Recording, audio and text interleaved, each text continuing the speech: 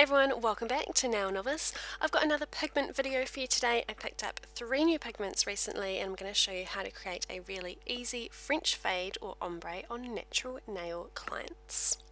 I picked up 3 pigments from Be Creative. From the Serenity range I got Dreamin' Pink. From the Primary range I picked up Pure White, and again from the Serenity range No Need to Cry, which is a white glitter powder. This first technique is super easy. The client can choose their choice of gel polish colour and you'll apply 2 coats of this, curing between each layer.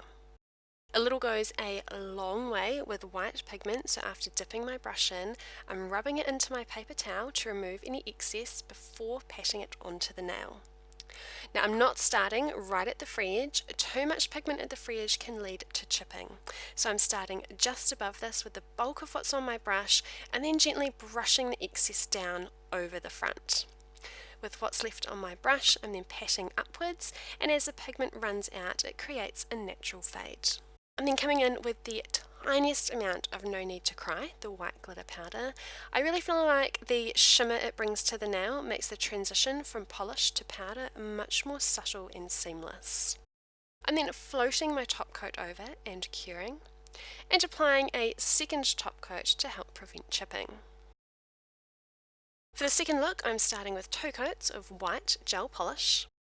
I'm starting at the cuticle edge with Dreamin' Pink and using a pat gentle brush motion. I'm patting and brushing it down the nail until the powder naturally fades out. I'm wiping off my brush, going into my white powder and applying this in the same way as our first look, starting my application at the blend area, brushing any excess over the free edge and then using what's left on my brush to pat upwards and over the pink. This makes the blend area and the brightness of the pink much more subtle. Like the first ombre now, I'm floating my top coat over and applying a second layer to seal.